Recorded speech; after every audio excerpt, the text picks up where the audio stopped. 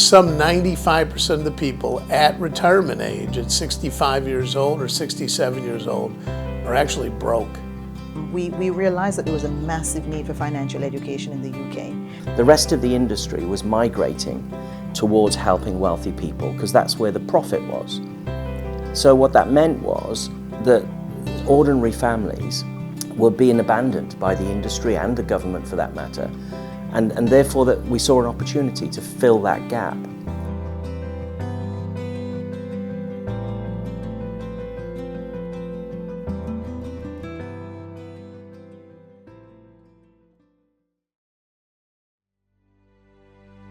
I was born and raised in Chicago.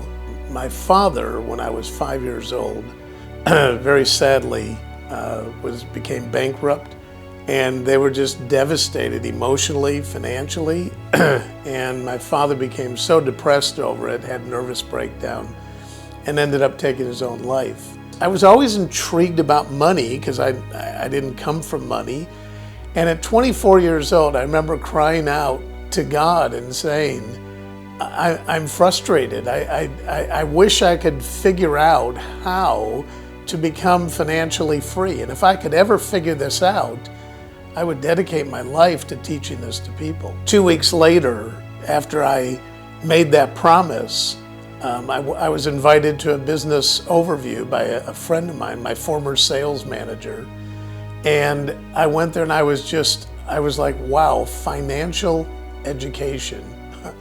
At age 24, when I first started, financially, our net worth was basically minus 10,000 because we owed more than what we owned. And yet 6 years later, at age 31, our net worth was over $1 million. Margot and I had been in the business at that point together. We really built the business together at Primerica. And they decided that they wanted to expand to Europe, and they offered us an opportunity, along with some other people, to become the founders of Primerica in the United Kingdom, which was called City Solutions. We decided that we were going to make a move, and we were committed. We sold our house, we sold our cars, we sold our investment property, we sold everything. And we brought 4 suitcases, landed at the airport here in London. I joined the financial services industry when I was 22 years of age, and I fell in love with it. And then someone invited me along to a meeting. I sat there a little bit reluctantly initially and listened to Bob Safford Sr., who came over from America to launch in the UK a company called City Solutions that was part of Citibank and Citigroup, the largest company in the world at that point. I got involved in this business model back in 2004. I had a very good friend who rang me and invited me to one of the business meetings one Saturday morning. I only had 2 questions. The first one was, to the guy was, how do I get to your position? And number 2, how much is it going to cost me? Those were the only 2 questions I had, because I saw something that morning that said to me that, you know what, there's future. There's a hope for a better life. That company was from 2003 to 2007. In 2007, the financial crisis hit. My vice president rang me up and said to me, you know, don't go on the meeting, you need to come into the office. So I went into the office, and when I went into the office, he was like, they've pulled the plug. And I was like, what? I just sat there crying, because I'm thinking, what am I going to do? We got a bit of a bombshell announcement that we weren't expecting, that they were closing the company down. And all the other founders went back to the United States, and we decided to stay. And we went to that group of leaders that had been created during that 4-year period and said, if we stay, would you guys stay? And from that, we ended up with 7 brave individuals that we all committed and kind of threw our hat in the ring and said, yeah, we're in. Myself and Kevin O'Malley, Jerry McGibbon, Jan Obridge, Barbara Anderson, and a wonderful man called John Flynn. We kind of got together along with Jeff and thought, well, we need to do something because it's working here in the UK. So we formed Genistar on July the 17th, 2007. Well, when we were talking about forming the company and needing a name, so we came up with Genesis, which is beginning, and it was a new beginning for everyone. So we took the first part of Genesis And then we use the second part for stars, which is leaders.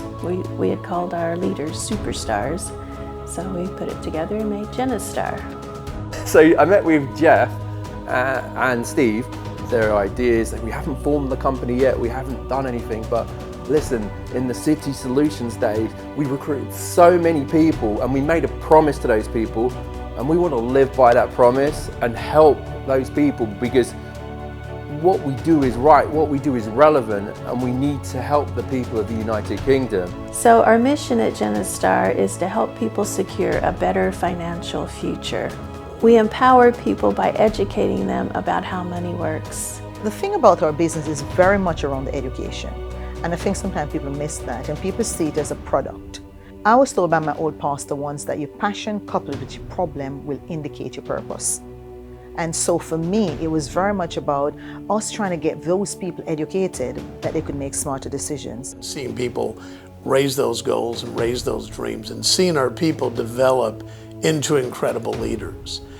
Seeing them make $50,000 a year, $100,000 a year, going from spare time to part-time to full-time as entrepreneurs, and seeing those leaders. I would say, to me, that's the greatest joy that I have. And the key thing is, Genistar will be around forever, because Genistar is not one person, it's not one team. Genistar is a way of life, it's a philosophy, it's the financial education, it's the empowerment of the masses with financial education.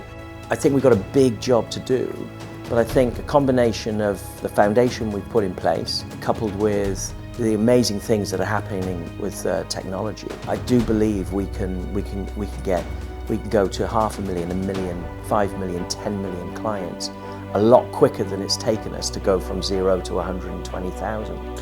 So my vision for the company is that we would become a household name here in the United Kingdom, and that when people hear the word Genistar, they go, honesty, integrity, diversity, and inclusivity. Here's a company that will really treat me the right way. I believe that we're going to become a global company, that we will form partnerships like we're doing right now, that we're going to be able to really help reach across the globe. Everybody that I've ever talked to would love to become financially independent, no matter what country that they're in.